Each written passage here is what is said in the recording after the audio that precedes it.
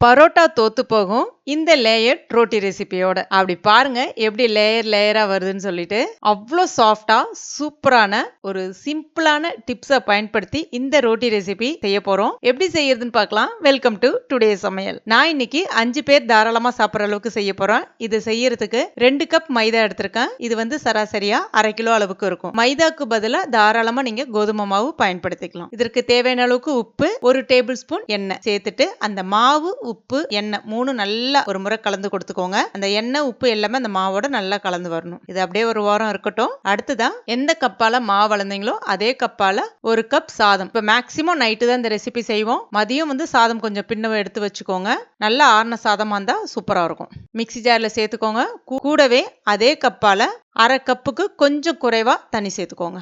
ரொம்ப நிறைய சேர்த்து அரைச்சிடாதீங்க. நல்ல நைஸா இந்த மாதிரி அரைச்சு எடுத்துக்கோங்க. கொஞ்சம் கூட திப்பிலாம் எதுவும் இல்லாம. இப்ப இத அந்த மாவோட சேர்த்துட்டு தண்ணிலாம் எதுவுமே சேர்க்காம கலந்து கொடுத்துக்கோங்க. இதுல இருக்கக்கூடிய தண்ணீரே வந்து அந்த மாவு ரெடி ஆகிறதுக்கு போதுமானதா இருக்கும். சப்போஸ் உங்களுக்கு கொஞ்சம் இலகன மாதிரி இருந்துச்சுன்னா இன்னும் ஒரு கைப்பிடி அளவுக்கு நீங்க மைதா மாவு எக்ஸ்ட்ரா சேர்த்துக்கலாம். அதே மாதிரி இதுல நம்ம சாதம் போட்டு பிசைறதுனால தான் அந்த சாஃப்ட்னஸும் அந்த லேயரும் உங்களுக்கு கிரியேட் ஆகுது. அதே மாதிரி இன்னொரு விஷயம், சாதம் சேர்த்துருக்கிறதுனால கையில மாவு வந்து கொஞ்சம் ஒட்டுற மாதிரி இருக்கும் பிசையும் போது ஸ்டார்டிங்ல. அப்ப நீங்க என்ன பண்ணலாம், கொஞ்சமா கையில எண்ணெய் தொட்டுட்டு மாவு பிசைஞ்சீங்க அப்படின்னா இன்னும் நல்லா சாஃப்டா சூப்பரா வரும். இப்ப இந்த பதத்துக்கு கொண்டு வந்த பிறகு கையில 1 டேபிள் ஸ்பூன் எண்ணெய் சேர்த்து இப்ப இது மேல ஃபுல்லா ஸ்ப்ரெட் பண்ணி விட்டுட்டு தடவி விட்டுருங்க. இது அப்படியே 1 மணி நேரம் இருக்கட்டும். நல்லா ஊறுச்சுன்னா இன்னும் நல்லா சாஃப்டா சூப்பரா வரும். அப்படியே இருக்கட்டும். 1 மணி நேரம் ஆயிடுச்சு. இப்ப ஒரு முறை நல்லா பிசைஞ்சுக்கோங்க. ரொம்ப அழுத்தம் கொடுத்து பிசையணும் அப்படிலாம் கிடையாது. கையில கொஞ்சமா மாவு தொட்டுக்கோங்க. ஒரு சின்ன பால் இந்த மாதிரி எடுத்துக்கோங்க.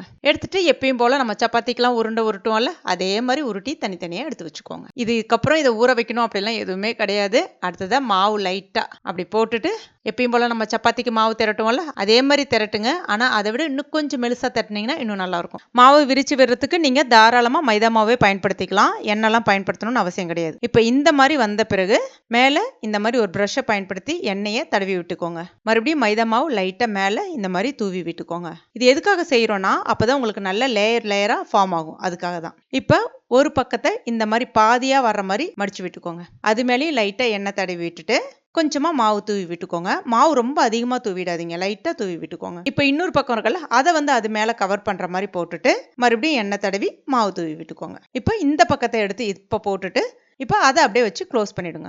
பார்த்தீங்கன்னா உங்களுக்கு அழகா ஒரு ஸ்கொயர் ஷேப் வந்துடும். இதே மாதிரி எல்லாமே ரெடி பண்ணி வச்சுக்கோங்க. அடுத்தது அதுலேருந்து ஒன்று எடுத்து மாவு ஸ்ப்ரெட் பண்ணிட்டு எப்பயும் போல நம்ம சப்பாத்தி விரிப்போம்ல அதே மாதிரி தான். ஆனால் ரொம்ப தின்னாவும் திரட்டிடாதீங்க, ரொம்ப திக்காவும் வச்சிடாதீங்க. ரொம்ப தின்னா போயிடுச்சுன்னா அந்த லேயர் ஃபார்ம் ஆகாது. ரொம்ப திக்கா இருந்துச்சுன்னா உள்ள மாவு வேகாத மாதிரி ஆயிடும். சரியான பதத்தில் இந்த மாதிரி ரெடி பண்ணிக்கோங்க. சருமம் மற்றும் முடி சம்பந்தமான பிரச்சனைகளுக்கு 100% இயற்கையான முறையில் தீர்வு தரக்கூடிய நம்முடைய ஜோஸ் ஆர்கானிக் ப்ராடக்ட் உங்களுக்கு ஏதாவது தேவைப்பட்டதுன்னா ஸ்க்ரீன்ல தெரியக்கூடிய வாட்ஸ்அப் நம்பர் இல்லைன்னா வெப்சைட் அட்ரஸ்க்கு போய் நீங்க பர்ச்சேஸ் பண்ணிக்கலாம். தவா நல்லா ஹீட்டா இருக்கு. ஸ்டவ் மீடியம் ஃப்ளேம்ல வச்சுக்கோங்க. இப்போ ஒன்று போட்டுடலாம். மேலே லைட்டா பபிள்ஸ் வர ஆரம்பிக்கும். அதுக்கப்புறமா திருப்பி போட்டு மேலே லைட்டா எண்ணெய் இப்படி ஸ்ப்ரெட் பண்ணீங்கன்னா அப்படியே நல்லா மேலே அழகா எழும்பி வர ஆரம்பிக்கும். மறுபடியும் திருப்பி போட்டு லைட்டா எண்ணெயை வந்து தடவி விட்டுக்கோங்க. நிதானமாவே வேக வைங்க, சூப்பரா வெந்து வரும். அவ்வளவுதான். இப்ப பாருங்க உங்களுக்கு நல்லா உள்ள வெந்து இப்பே லேயர் எவ்வளவு அழகா மேலே எழும்பி உள்ள லேயர் ஃபார்ம் ஆயிருக்கு பாருங்க. சூப்பரா இருக்குங்க இந்த மெத்தடு. சான்ஸே இல்லை, அவ்வளோ டேஸ்டா இருக்கும், அவ்வளோ சாஃப்டா இருக்கும். பரோட்டா, அந்த நூல் பரோட்டா இது எல்லாத்தையுமே தோக்கடிக்கும். அவ்வளோ டேஸ்டா இருக்கும். இது நீங்க செஞ்சுட்டு ஹாட் பேக்ல போட்டீங்கன்னா இன்னும் ரொம்ப சாஃப்டா இருக்கும். அவ்வளவுதான். சூப்பரான லேயர் ரோட்டி ரெசிபி ரெடி ஆயிடுச்சு. எவ்வளவு சாஃப்டா இருக்குன்னு பாருங்க, எவ்வளவு அழகா பிரிக்கிறதுக்கு வருதுன்னு பாருங்க, எவ்வளவு லேயரா இருக்கு பாருங்க. இப்ப நான் இன்னைக்கு இது கூட ரோட்டு கடை தண்ணி சால்னா வச்சிருக்கேன். ரொம்ப டேஸ்டா இருக்கும்.